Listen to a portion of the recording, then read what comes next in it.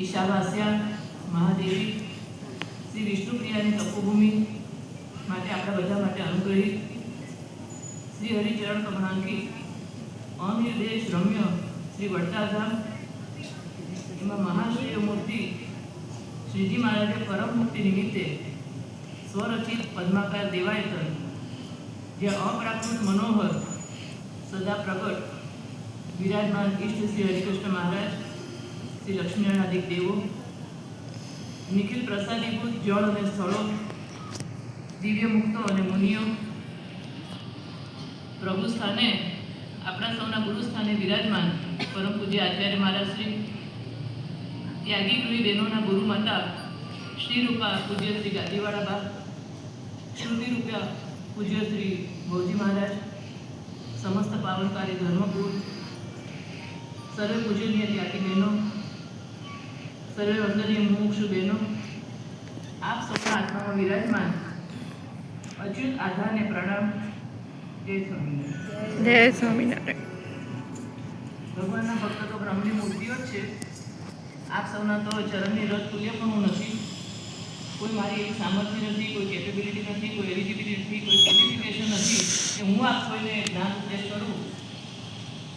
પણ બાળક ભણીને આવે પછી ઘરે બેસીને ગોખતું હોય ને એના મા બાપ રાજી થતા હોય કે જેવું આવડે એમ જે જાણ્યું છે, જે પાકું કર્યું છે એ કાલું ગેલું બોલું છું મારું પાકું કરવા માટે, તમને ઉપદેશ આપવા માટે નહીં પણ મારું પાકું કરવા માટે કાલું ગેલું બોલું છું એમ માનીને રાજી થજો અને કંઈ ભૂલ હોય તો માફ કરજો. પણ હેતુ એટલો જ છે કે મહારાજનો અને આટલી બધી મહેનત કરી અને સત્સંગ આગળ વધે, બહેનોનો સત્સંગ આગળ વધે એને માટે આ શિબિર કરાવનાર પૂજ્ય ગાદીવાળાનો અને આપ સૌનો રાજીપો થાય એને માટે મારા બે શબ્દો.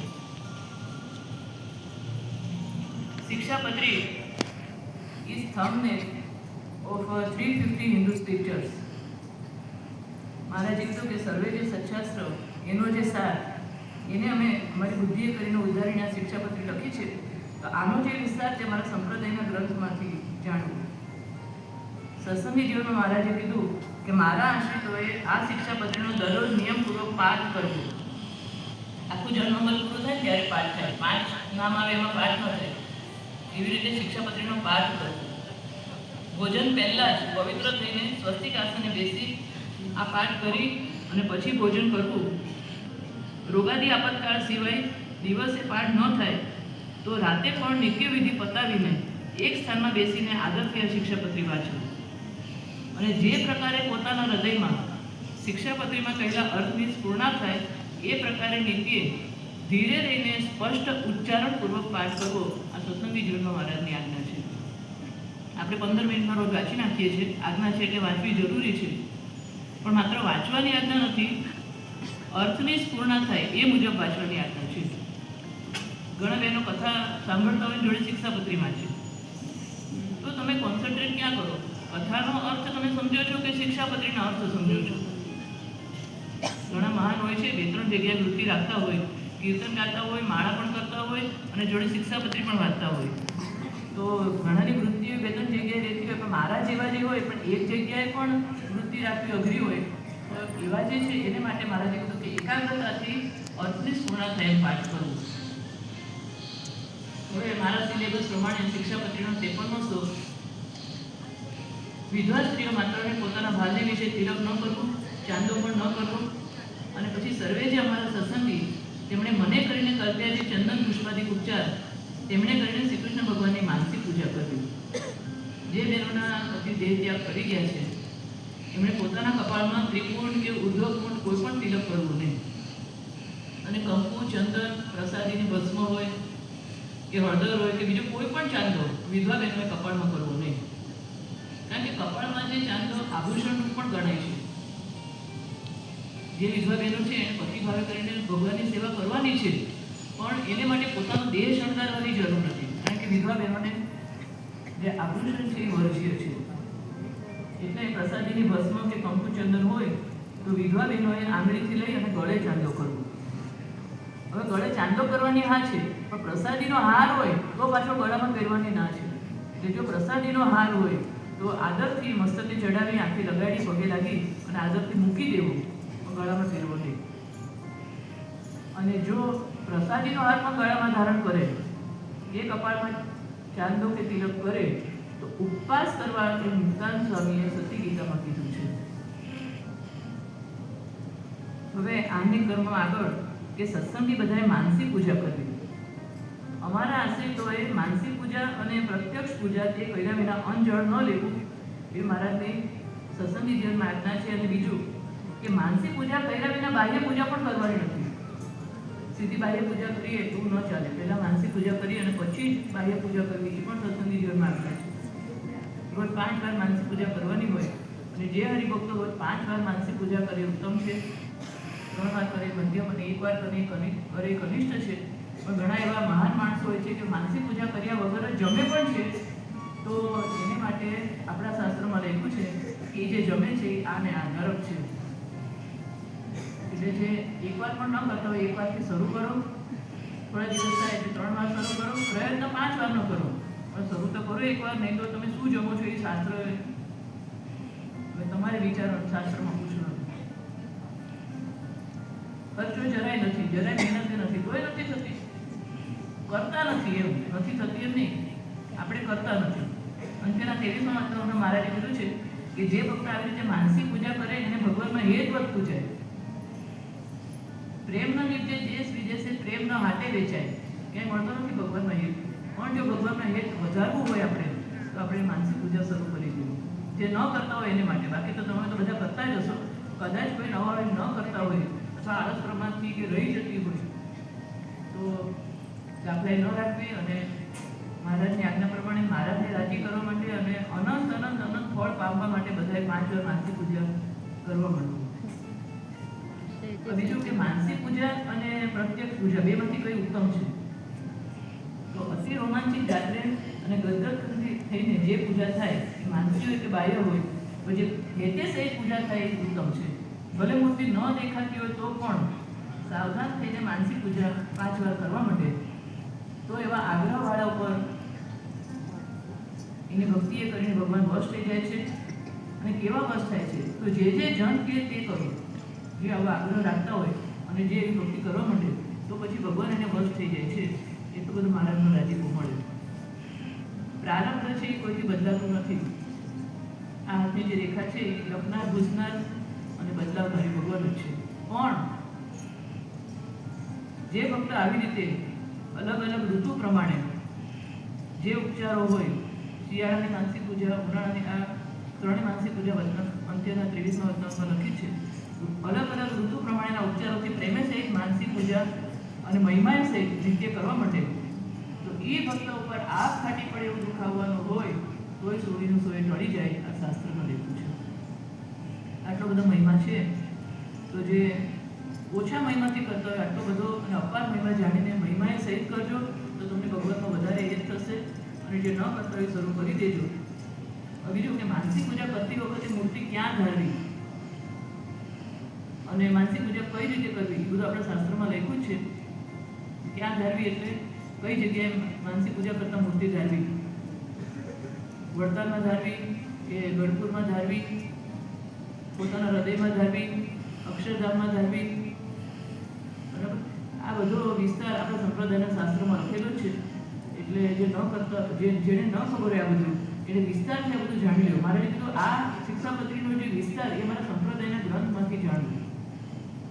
એટલે આ બધી પાકી તપાસ કરી અને માનસી પૂજા કરજો. અત્યારે આપણે કરીએ છીએ બધાય, પણ આ બધી જે ઝીણી ઝીણી વાતો છે, સિદ્ધાંત સ્વામી માનસી પૂજા કરે પણ થોડો વિક્ષેપ આવતો, અખંડ મૂર્તિવાળા સિદ્ધાંત સ્વામી એને વિક્ષેપ આવતો.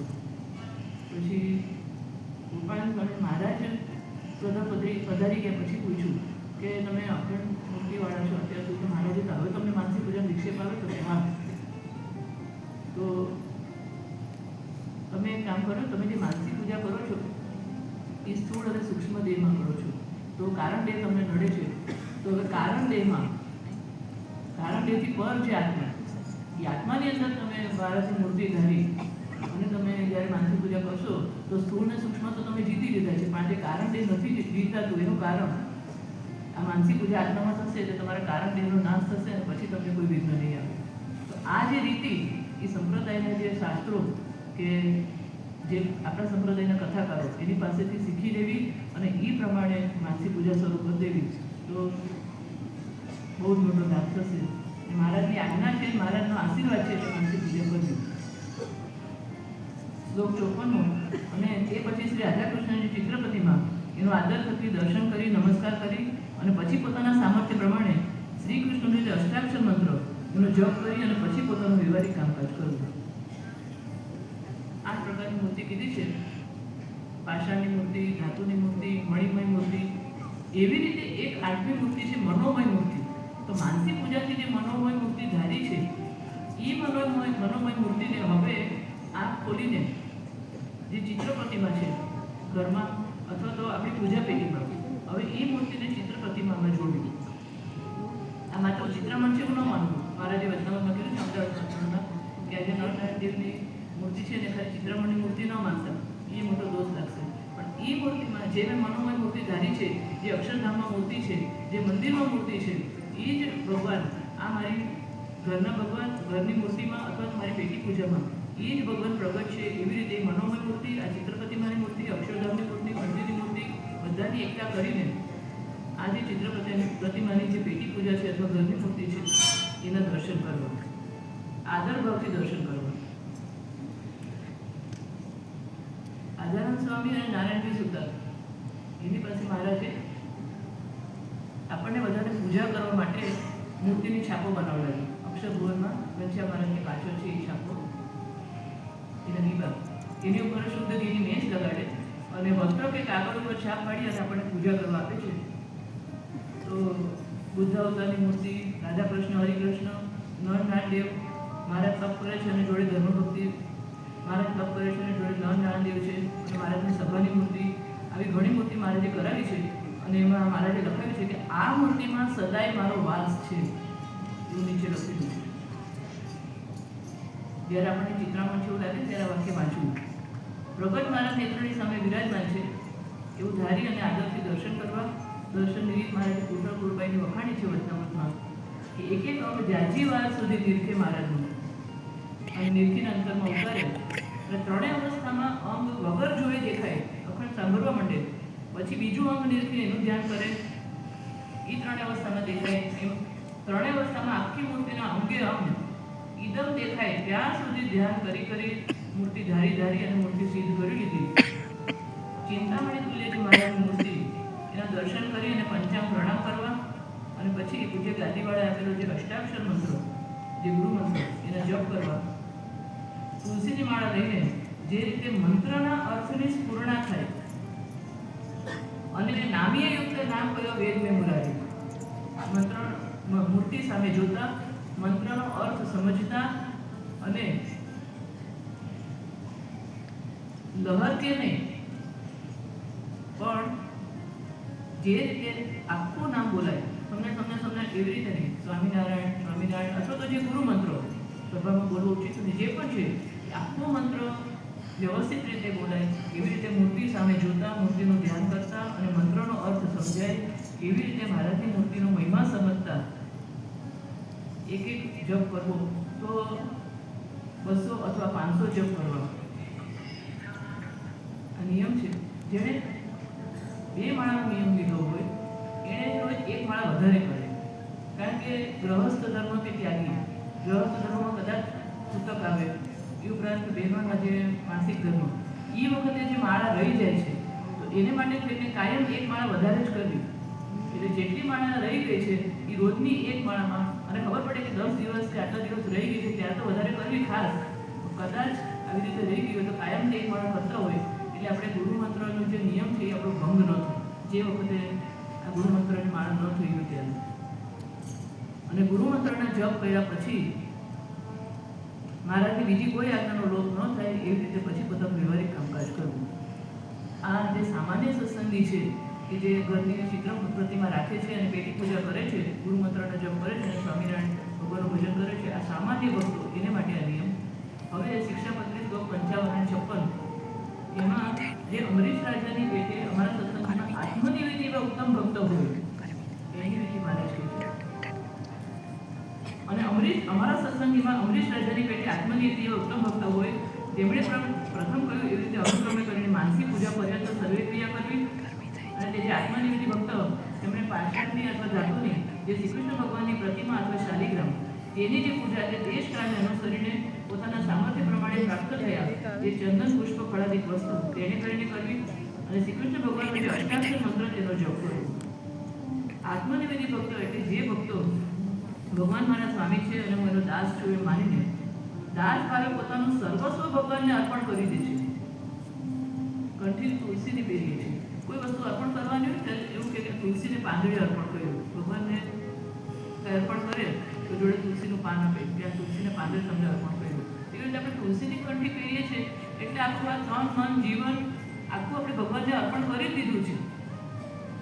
પણ આપણે એવું માનતા નથી. પણ જે આત્મનિવેદી ભક્તો રાત દિવસ એક જ કે હવે આ મારું જે તન મન જીવન છે બધું જ ભગવાનને અર્પણ કરી દીધું છે. આત્મા શુદ્ધ ભગવાનને નિવેદન કરી દીધું છે. અને જે પોતાના આત્માના સ્વરૂપને પણ યથાર્થ જાણે છે અને એના દરેક પ્રયત્નો ભગવાનના સ્વરૂપમાં મનને સ્થિર કરવું અને ભગવાનની પ્રાપ્તિ બસ એ જ મારે મેળવવું છે એને માટેના જ દરેક પ્રયત્નો છે એવા જે આત્મનિવેદી ભક્તો. અને એમાં મહારાજે જેનું નામ લઈને ઉદાહરણ આપ્યું છે એવા અંબરીશ રાજા. રાજા હોવા છતાં ઇદમ ન મમ, આ મારું કાંઈ નથી. નિજાત્માનો બ્રહ્મરૂપમ, પ્રણિદેથી વિલક્ષણ. હરિભજતા સુખ હોય. આ બધી બાબતો એના તનમાં મનમાં જીવનમાં ક્રિયાઓમાં વિચારમાં જે માળામાં દોરો ચાલ્યો જાય એવી રીતે આ બધી જે બાબતો ઇદમ ન મમ નિજાત્માનો બ્રહ્મરૂપમ એના જીવનમાં વણાયેલું હતું. અને દરેક ઇન્દ્રિયોને ભગવાન સંબંધી કામમાં જોડી રાખી હતી. અને દેહથી અને મનથી માત્ર ભગવાનનો જ અખંડ અનુસંધાન અને ભગવાનને મેળવવાની એની તત્પરતા સવારે જાગે ત્યારથી રાતે સૂએ ત્યાં સુધી એનામાં દેખાતી હતી. એની રીતે એ રાખનારા જે આત્મનિવેદી એકાંતિક ભક્તો છે એમણે માનસી પૂજા સુધીનું બધું રેગ્યુલર સામાન્ય ભક્તોની છે. પણ હવે જે આત્મનિવેદી ભક્તો છે એમણે માનસી પૂજા કર્યા પછી પાષાણ અથવા ધાતુની ભગવાનની પ્રતિમા કે શાલિગ્રામની પૂજા કરી. હવે ગ્રહસ્થ ભક્તોએ ઘરમાં ધાતુની મૂર્તિ રાખવી હોય તો વેદ જેવની મૂર્તિ રાખવાની આજ્ઞા છે. અને પાષાણની મૂર્તિ રાખવી હોય તો 4 આંગળ એનાથી મોટી મૂર્તિ રાખવાની આજ્ઞા નથી. તો એ જે મૂર્તિ એમાં પ્રગટ ભાવ રાખીને નિષ્ઠિન સેવા કરવી. સ્કંદ પુરાણ, વરાહ પુરાણ, શિક્ષાપત્રી, અર્થદીપિકામાં છે કે બહેનોએ શાલિગ્રામ કે મહાદેવના લિંગની પૂજા નથી કરવાની, પણ ભગવાનની મૂર્તિ એના પૂજન માટે બહેનોને નિષેધ નથી. બીજું કે જે ઘરની કાયમી મૂર્તિ છે એમાં આવાહન વિસર્જન નથી કરવાનું, પણ જે રોજ પેટી પૂજા કરીએ છીએ એમાં આવાહન વિસર્જન કરવું. હવે ધાતુ અથવા પાષાણની મૂર્તિની જે પૂજા છે એનો અનુક્રમે ધ્યાન પછી આસન, પાદ્ય, અર્ધ્ય, આચમન, સ્નાન, વસ્ત્ર, યજ્ઞોપવિત, અલંકાર, ચંદન, પુષ્પ, ધૂપ, દીપ, નૈવેદ્ય, તાંબૂલ, ફલ, દક્ષિણા, આરતી, પુષ્પાંજલિ, પ્રદક્ષિણા, નમસ્કાર, સ્તુતિ અને ક્ષમાયજ્ઞ. અને સંકલ્પથી નૃત્ય, વાદ્ય, ગીત, છત્ર, ચામર, દર્પણ,